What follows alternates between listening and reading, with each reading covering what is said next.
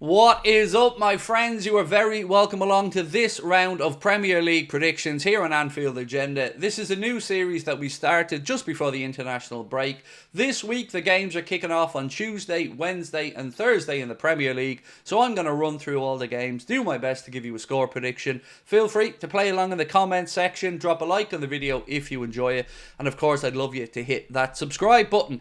Now, I have a couple of interesting things I want to let you know about. So I'm assuming you guys know about our end of season show at the Hot Water Comedy Club Wednesday, May 28th. You'll get a chance to meet myself, Chris, Steve, Jack and Connor all together for one night only, including me being in the hot seat for a no holds bar interview from Chris.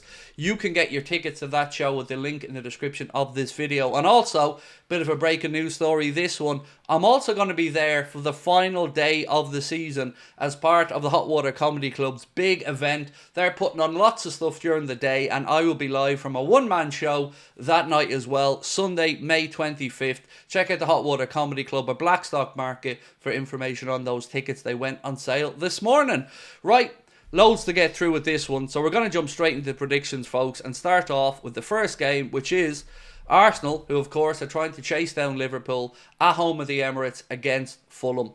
Never an easy game to take on Fulham. Doesn't matter whether you're Arsenal, Liverpool or Manchester City. They're a good side, but that being said, Arsenal are in a good moment. Obviously, they've got a couple of interesting fixtures against Real Madrid coming up in the Champions League. They're 12 points behind Liverpool in the title race.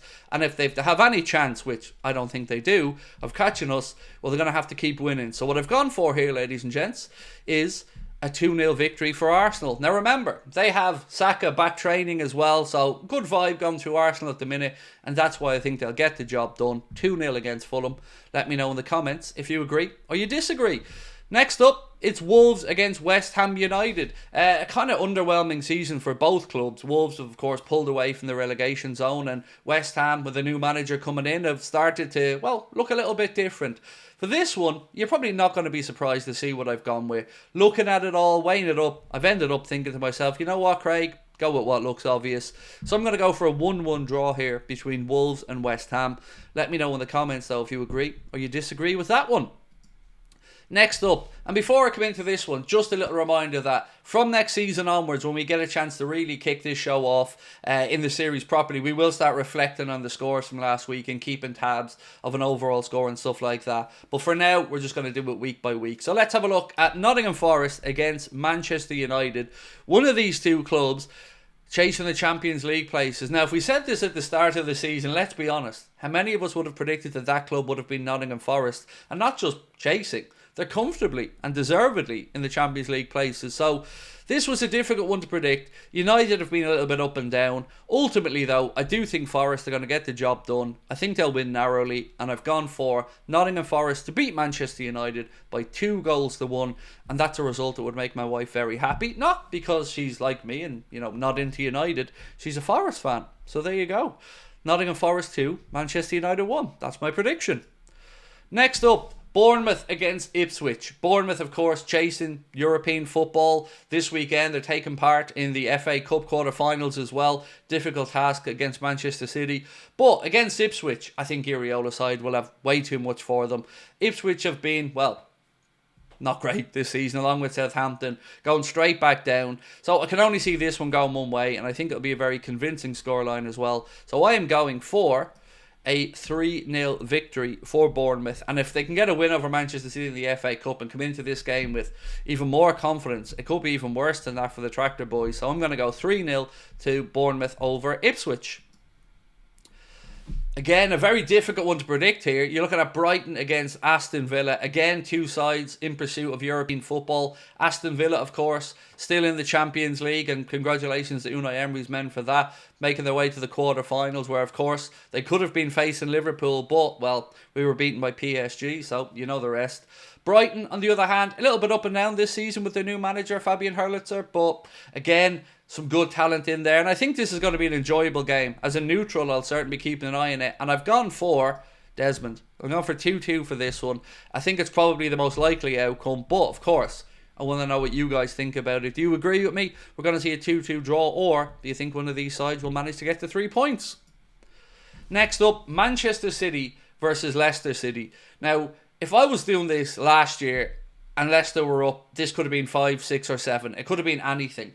Leicester have been really, really poor, even bringing in Ruud van Nistelrooy. Manchester City, on the other hand, well, look, their season hasn't exactly been great. They still have a chance of silverware as I record this with the FA Cup. So, thinking about it, I couldn't come to anything other than a Manchester City victory, and it was just a matter of what the scoreline was. So, I've gone for a comfortable 2-0. You know, City haven't been prolific in a lot of games this season, so I do think they'll win it. I think they'll win it comfortably, but I'm going to go for a 2-0 scoreline prediction.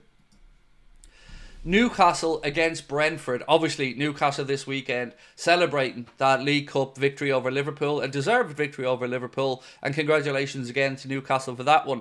This game, though, I think they need to get back to winning ways and keep going in the league because they're going to want to chase down a Champions League spot. Brentford are no mugs. We know that about them. So what have I gone for here? Well, again, I'm going to go for a 2-0 home victory to Newcastle. I can't see it any other way, to be honest. I think Newcastle will have the bit between their teeth. They'll be full of confidence after winning their first domestic trophy in 70 years.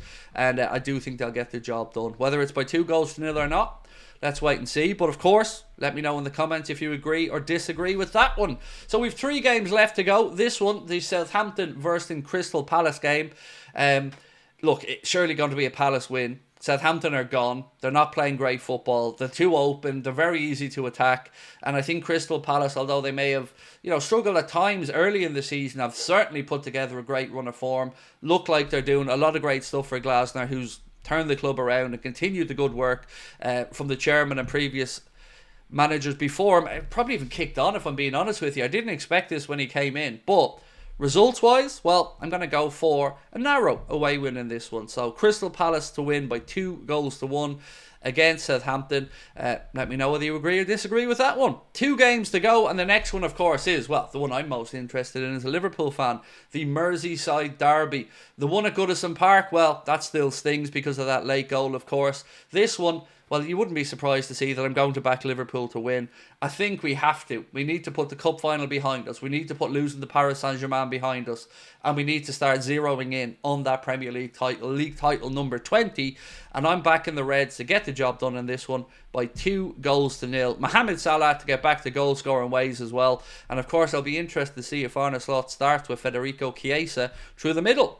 The last game of the midweek fixtures is a Thursday night game, and it is Chelsea against Spurs in, again, a pretty important game. Both sides, well, having mixed seasons. Spurs, of course, still in the Europa League. Chelsea, well, waltzing their way through the Europa Conference League. Chelsea much, much closer to the European places they'd want to be. But for Spurs and Postecoglou, the pressure's on.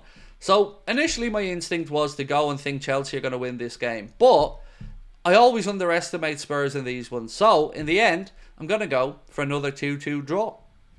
Let me know if you agree or disagree with that one. So that, my friends, is all of the predictions. To run through them once again, I'm going to go Arsenal 2, Fulham 0, Wolves 1, West Ham 1, Nottingham Forest 2, Manchester United 1, Bournemouth 3, Ipswich 0, Brighton 2, Villa 2, Manchester City 2, Leicester 0, Newcastle 2, Brentford 0, Southampton 1, Crystal Palace 2, the Reds 2, Everton 0, and Chelsea 2, Spurs 2. Over to you guys now. Let me know your thoughts in the comment section. Of course, I hope you've enjoyed the video. If you have, drop a like, and I will see you guys really soon for another live stream. Much love. Bye-bye.